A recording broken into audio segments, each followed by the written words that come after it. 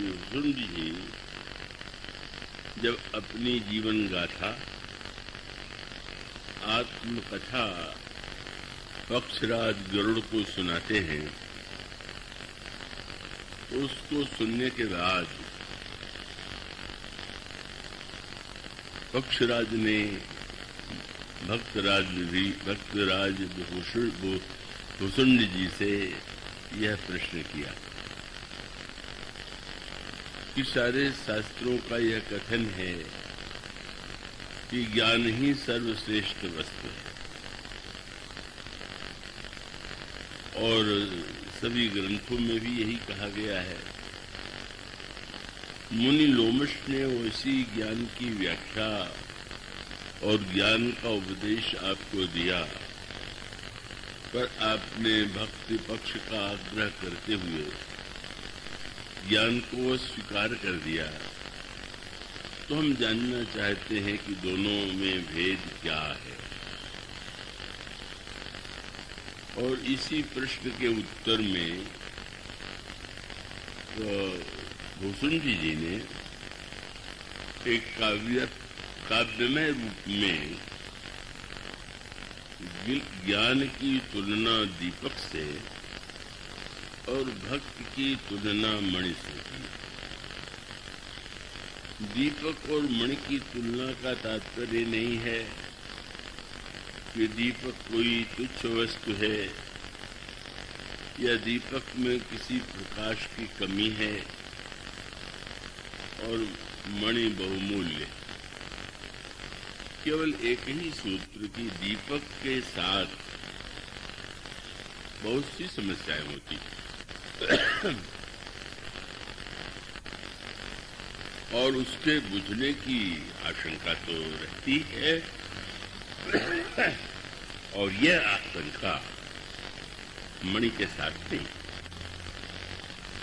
तो यूं कहें तो अधिक सरल होगा कि ज्ञान के पथ में अनेक बाधाएं हैं, अनेक समस्याएं हैं और भक्त पथ उससे मुक्त है।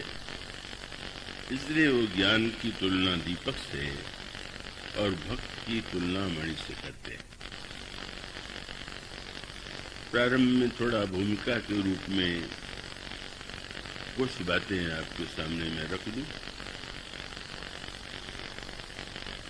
आप दो भाग कर लें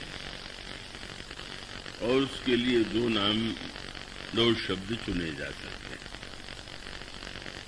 एक शब्द तो है तत्व और दूसरा शब्द है भाव या रुचि। तत्व का अभिप्राय ये है कि जो वस्तुएं हमारे सामने हैं और या इसकी रचना में या इसके रचयिता का जो स्वरूप है उसे जान लेना तत्व है। और भाव का संबंध जो है व्यक्ति की अपनी भावना से और अपनी रुचि से। और महत्व जीवन में दोनों का है। तत्व का महत्व कोई साधारण नहीं है, पर रुचि का महत्व उससे कम नहीं है।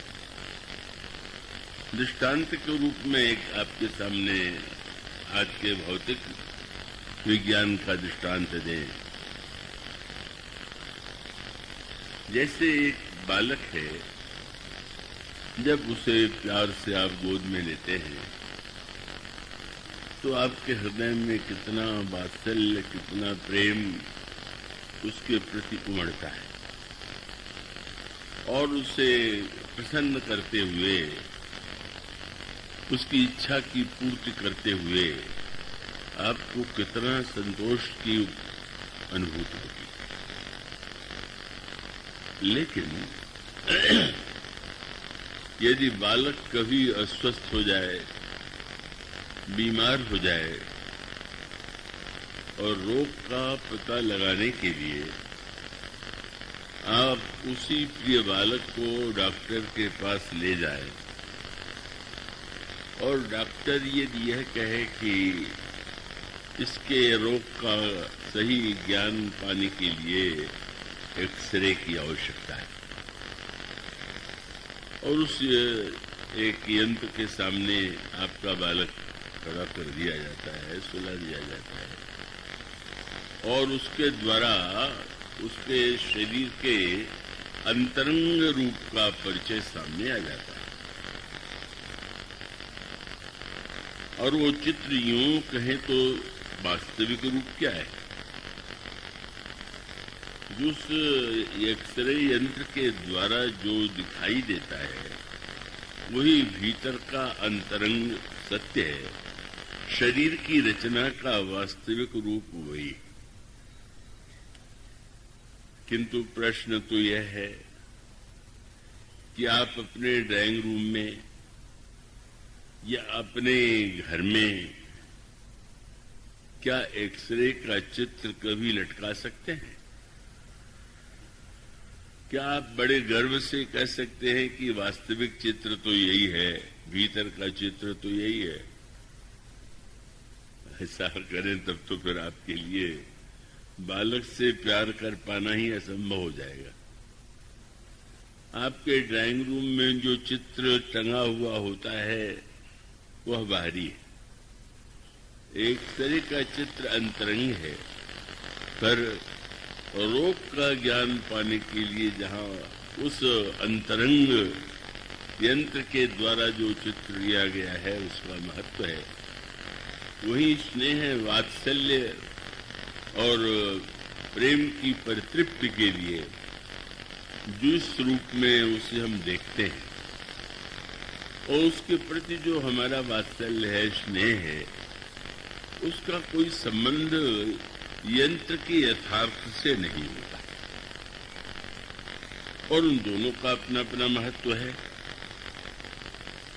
अथवा आप चंद्रमा को देख लीजिए, सारे पुराणों में, सारे साहित्य में चंद्रमा को कितना महत्व दिया गया है। चंद्रमा को सौंदर्य का प्रतीक माना गया और किसी भी सुंदरी के लिए चंद्रमुखी कहना उसकी सुंदरता को गौरव प्रदान करता है। किंतु आप यह जानते हैं, कुछ वर्ष पहले जो लोग चंद्रलोक जिसे चंद्रमा कहें वहां पहुंचे और उनके द्वारा जो चित्र सामने आया वह चित्र तो उसमें कहीं सुंदरता नहीं है। चंद्रमा की सारी भूमि बड़ी उबड़ खाबड़ है और इस दृष्टि से देखें तो वो चंद्रमा का जो रूप आंखों के सामने और विज्ञान के द्वारा देखा गया वह एक सत्य है। लेकिन जब आप शरद पूर्णिमा अभी आई होगी और उसमें आप आकाश में चंद्रमा को देखते हैं, या आज भी जब आकाश में आप चंद्रमा को देखते हैं तो क्या विज्ञान का उबड़ खाबड़ चित्र जो है आपके सौंदर्य भावना को तृप्त कर सकता है क्या? चंद्रमा आज भी उतना सुंदर दिखाई देता है, इतना शीतल, इतना अच्छा लगता है। चांदनी रात कितनी प्रिय होती है और इसका अर्थ यह है कि दोनों का अपना महत्व है। ठीक इसी तरह से जिसे हम तत्व कहते हैं वही ज्ञान है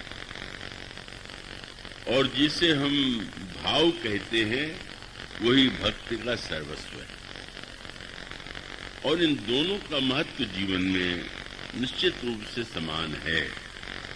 इसमें कोई संदेह नहीं कि व्यक्ति अगर एक और बुद्धि के केंद्र में स्थित होकर के विचार करेगा तो उसका ध्यान तत्व की ओर जाएगा और दूसरी ओर जब व्यक्ति हृदय की अनुभूतियों से जोड़ करके किसी वस्तु को देखेगा, उसे स्वीकार करेगा तो उसका संबंध जो है उस विज्ञान से नहीं होगा जो कि उसे एक भिन्न रूप में प्रस्तुत करता है। ठीक यही बात इसको रामायण में एक दूसरे रूप में दिया गया है। मैं आशा करता हूं कि आप लोग इतने वर्षों से सुनते रहे हैं और वो दो शब्द बड़े महत्व के हैं। एक शब्द रामायण में प्रयुक्त किया गया रुचि या रुचिर। रुचि और रुचिर का तात्पर्य आप भली बात जानते होंगे। जब आपको कोई वस्तु बहुत सुंदर लगे तो ऐसा शब्द उसको शब्द के अर्थ में सौंदर्य में कहेंगे बड़ा रुचिर सौंदर्य है। और कोई भोजन अगर आपको बड़ा स्वादिष्ट लगता हो तो आप ये कहेंगे कि मेरी रुचि के अनुकूल है। अब यह जो रुचि का सत्य है तो यही भक्ति है।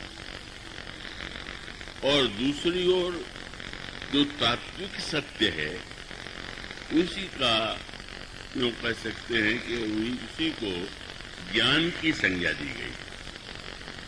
तो ज्ञान और भक्ति के संदर्भ में आप यह जानते हैं कि तत्व ज्ञान आपको रस की अनुभूति नहीं दे सकता। तत्व ज्ञान तो आपके सामने यथार्थ को रख देता है। उसके द्वारा रोग की चिकित्सा हो सकती है। आपके बुद्धि और अपने भूगोल के ज्ञान का ब्रह्मांड के रचना का रूप सामने आ सकता है। लेकिन जिस सृष्टि में आप रहते हैं उसमें आनंद पाने के लिए का उसमें आप जब रुचि के संदर्भ में देखते हैं तो ये आपको रस आता है। अब कोई व्यक्ति अगर तत्व की दृष्टि से एक दृष्टांत दे दे कि जैसे सोना है तो जितने प्रकार के आभूषण बनाए जाते हैं सोने के वो मूलतः तो स्वर्ण है। लेकिन क्या आप व्यवहार में उसको स्वर्ण मान करके संतुष्ट होते हैं क्या? और क्या आप बाजार में केवल सोना खरीदने जाते हैं क्या? इसका उत्तर है कि नहीं। उसी सोने के द्वारा जो आभूषण जो गहने बनाए जाते हैं उनका रूप रंग अलग अलग है और वो अलग अलग अंगों में पहने जाते हैं। अगर आप किसी शराब की दुकान पर ये जाकर के कहें कि क्या सोने का हार आपके पास है और ये कह दे कि सोने का हार तो नहीं है तो आप तो कमर के सोने की करधनी ले जाइए और तर्क करने लगे कि दोनों में क्या भेद है, सोना ही तो है। तो उसका ये तर्क कोई स्वीकार नहीं करेगा। तो ये दोनों बातें, सोना यदि तत्व है तो आभूषण जो है उसका एक स्वरूप है, एक रूप है, एक आकृति है और हम जो धारण करते हैं, आनंद लेते हैं उस सोने को देख करके नहीं, आभूषण को देख करके। यही बात रामायण में अनेक अनेक रूपों के द्वारा, अनेक अनेक दृष्टांतों के द्वारा समझाई गई। पर यह ध्यान रहे कि रुचि में सावधानी की आवश्यकता है। तत्व में तो सावधानी का कोई प्रश्न ही नहीं। रुचि का अर्थ हुआ जैसे कोई भोजन है आपको बड़ा स्वादिष्ट लगता है, कोई रूप है आपको बड़ा रुचिर प्रतीत होता है, लेकिन क्या वह वस्तु आवश्यक है कि रुचिर होने के साथ साथ आपके रुचि के अनुकूल भोजन है, पर वो होते हुए भी आपके शरीर के लिए स्वास्थ्यकारक नहीं। मुझे तो अपनी बात नहीं भूलती, तो मैं स्वस्थ हुआ, दो बातें बड़ी विनोद भरी सामने आई और दोनों बड़े महत्व की थी। जिन डॉक्टर साहब को मेरी चिकित्सा करनी थी वो बड़े मेरे प्रति श्रद्धालु थे, बड़े भावुक थे और जब उन्होंने मुझे देखा तो पहले तो प्रणाम ही करने लगे और फिर कहने लगे, ये तो मेरा बड़ा सौभाग्य है कि आप आए और मुझे सेवा का अवसर मिला। आप तो साक्षात भगवान के ही रूप। उन्होंने अपनी भावना प्रकट की, पर हमारे साथ जो एक व्यक्ति गए हुए थे, बड़े विनोदी और बुद्धिमान थे, उन्होंने कहा कि डॉक्टर साहब, भगवान तो हैं, पर आप रोगी समझ के दवा दीजिएगा, भगवान समझ के नहीं।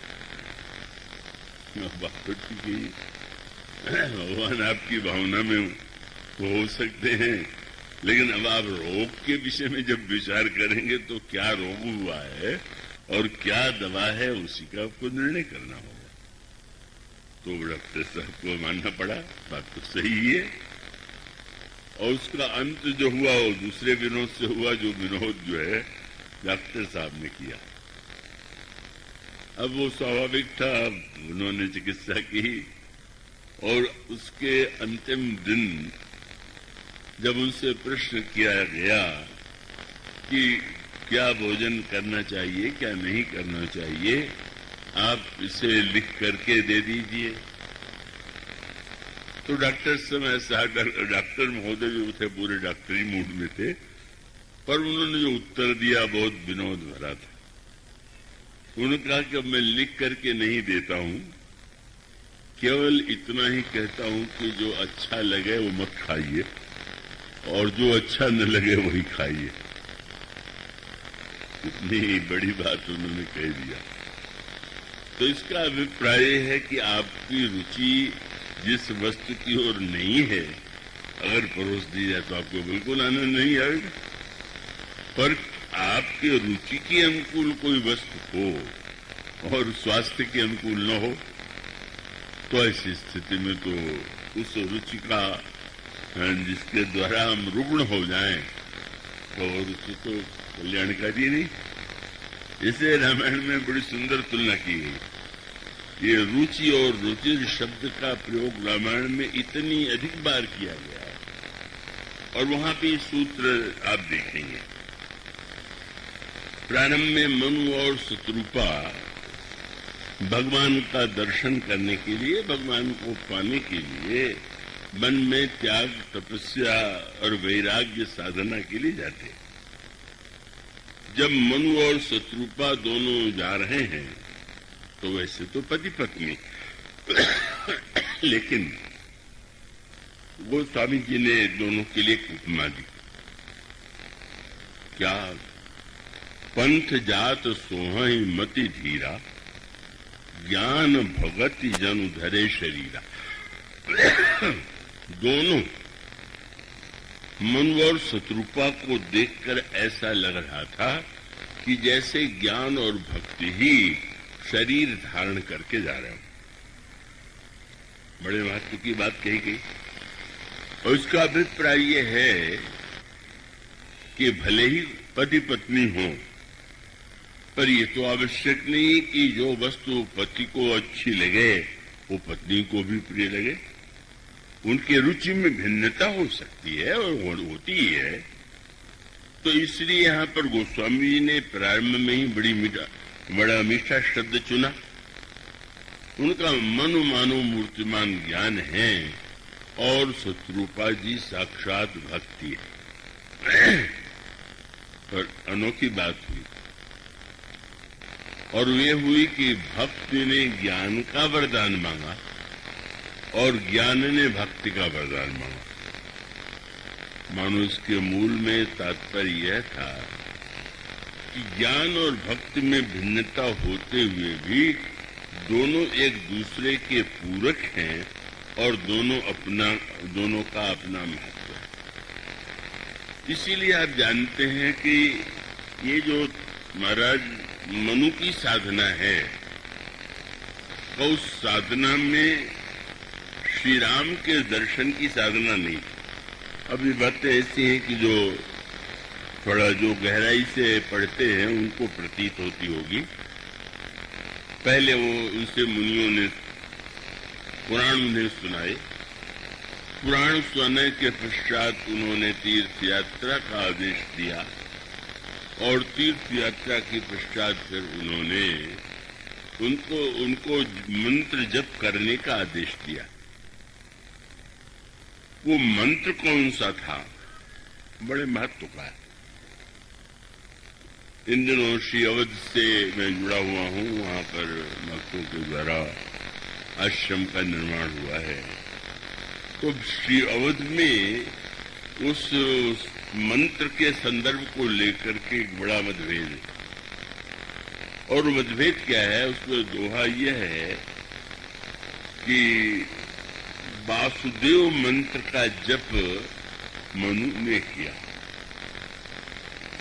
12 अक्षर मंत्र वर 12 मंत्र का जप उन्होंने किया। 12 का अर्थ है जहां पर 12 अक्षर हो, तो 12 अक्षर का वो मंत्र उसमें क्या, एक तो बड़ा प्रसिद्ध है, ओम नमो भगवते वासुदेवाय, ये 12 अक्षर का मंत्र है। पर वो श्री अवध के जो भावुक भक्त हैं, श्री रामानंद संप्रदाय में जो दीक्षित हैं, वे इसे नहीं मानते। वे कहते हैं 12 अक्षर माने 6 अक्षर श्री राम का, राम रामायण में, और 6 अक्षर सीता जी का, जनक नंदन का, श्रीम सीताय नमः।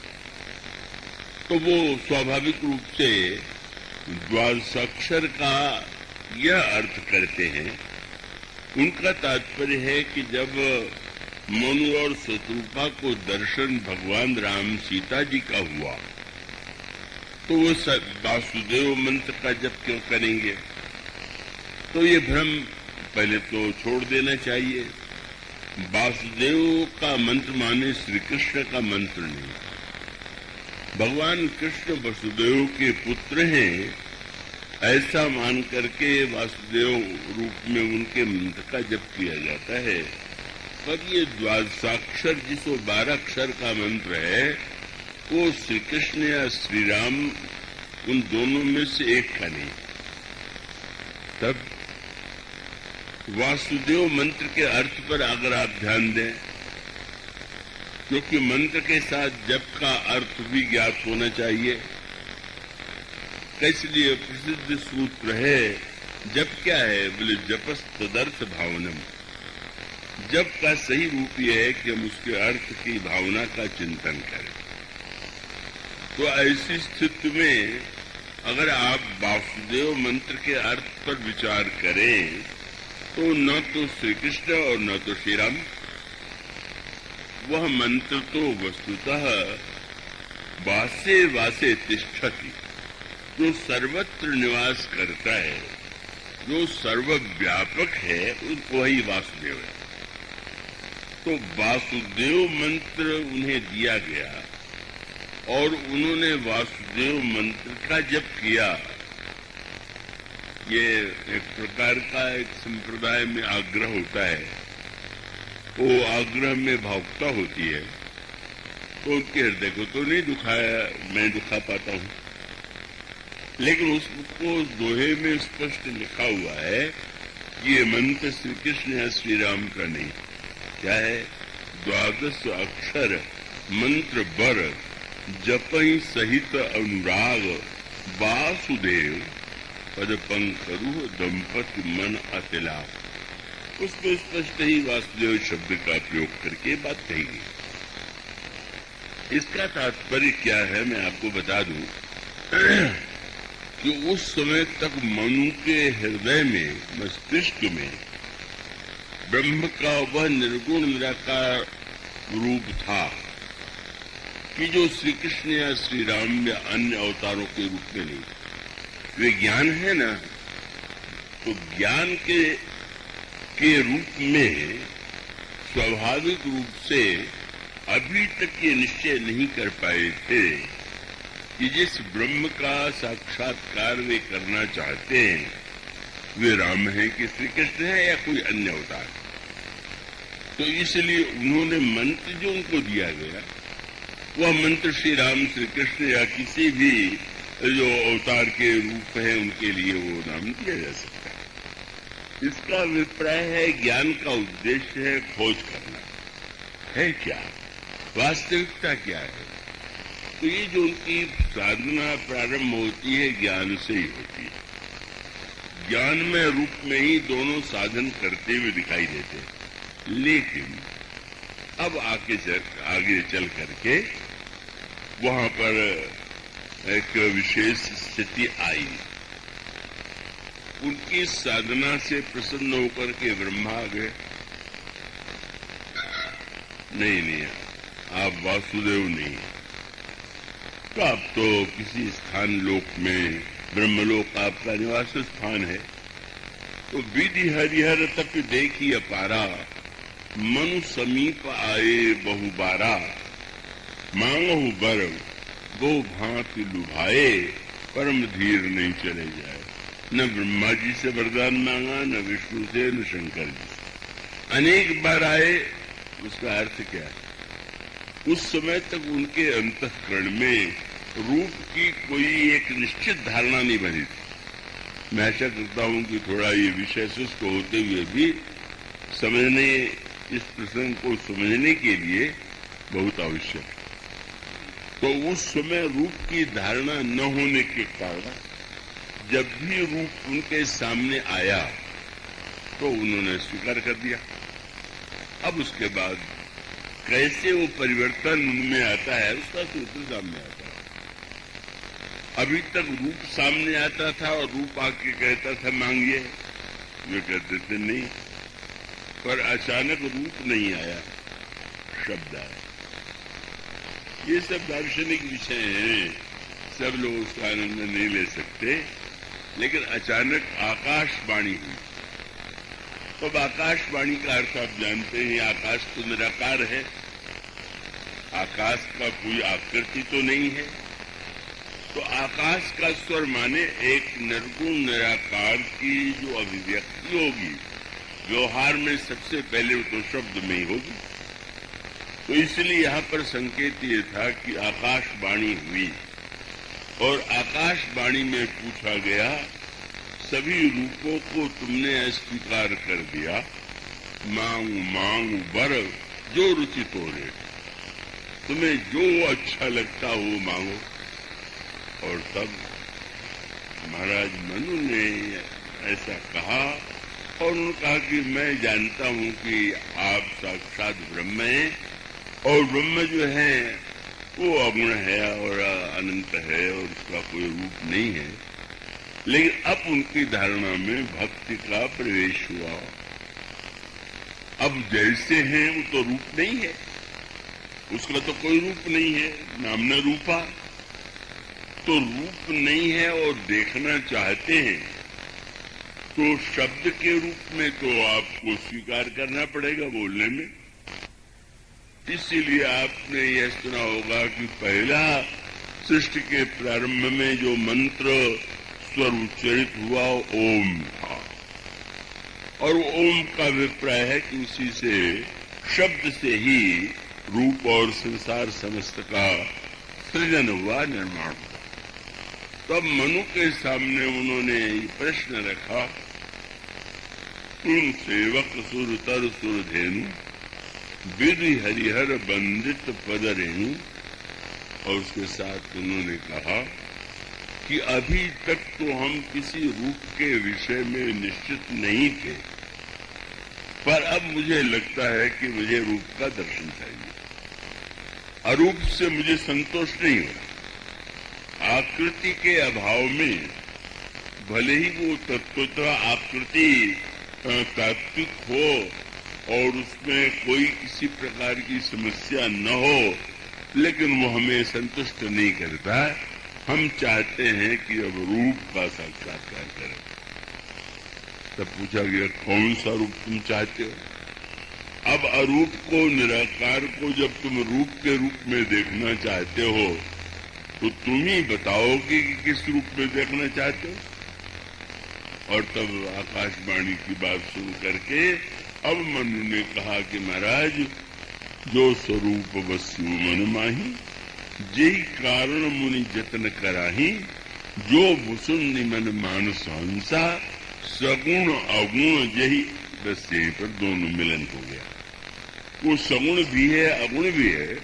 सगुण अगुण यही निगम प्रशंसा, देख रहे हम स्वरूप भर लोचन। अब उसको हम नेत्र का विषय बनाना चाहते हैं, और तब उसके पश्चात गोस्वामी जी कहते हैं मनु और शत्रुपा के सामने दो रूपों में भगवान का दर्शन हुआ। एक रूप में अब पहली बार वहां पर श्री राम और जनक नंदिनी से, जनक नंदिनी तो अभ्यास पस में कहता हूं, उस समय तो जनक नंदिनी नहीं है, उस समय उनके सामने जो रूप आया वो आदिशक्ति सीता है।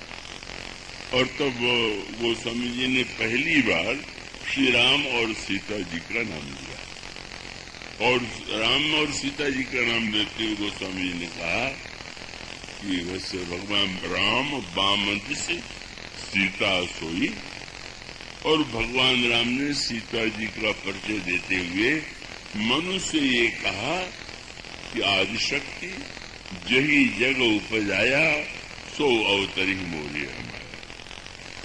इसके बाद एक बड़ी मीठी बात गोस्वामी जी ने कहा, अचानक ज्ञान में जो मनु थे उनमें भावुकता आ गई। और ये बड़े समझने की बात है कि अगर व्यक्ति ज्ञानवान ही केवल रह जाए और विचार की ही बातें करे तो उसमें एक प्रकार की शुष्कता होती, उसमें रस की अनुभूति नहीं होती। अब आप सोच लीजिए कि डॉक्टर लोग शव का पोस्टमार्टम भी करते हैं, और उसमें शव को चीर फाड़ करके उसके भीतर जब दृष्टि डालते हैं तो भीतर का शरीर तो वैसा है, पर कोई उसे वैसा तो नहीं देखना चाहेगा। तो ऐसी स्थिति में वस्तुतः यह एक ऐसी भावुकता है जो महाराज मनु के रूप में आई, और मनु ने भगवान से जो वरदान मांगा वो तत्व के स्थान पर भाव की बात उन्होंने कही। मैं ऐसा करता हूँ थोड़ा विषय मूल में समझने का है, इसलिए थोड़ी कठिनाई किन्हीं लोगों को हो सकती है, पर आप उसे समझ सकते हैं। और तब वह गोस्वामी जी कहते कि उन्होंने बड़े डरते डरते कहा कि महाराज मैं तो यही चाहता हूँ कि चाहूं दान शिरोमणि कृपा निधि, नाथ कहूं सति भाव, चाहूं तुम्हें समान सुत प्रभु सन कौन दुराव। अब आपसे क्या मैं छिपाऊं, मैं चाहता हूं कि आप जैसा पुत्र पाऊं।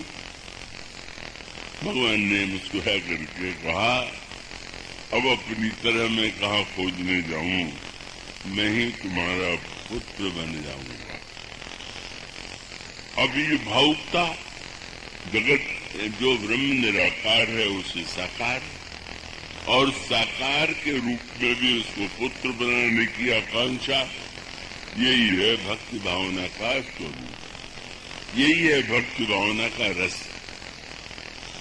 और भगवान ने बड़ी उदारता से कह दिया मैं तुम्हारा पुत्र बनूं। और अगला शब्द बड़ा सुंदर है, शत्रुपादी भक्ति है। अब भगवान ने उनकी ओर देखा और कितना सुंदर शब्द सुना।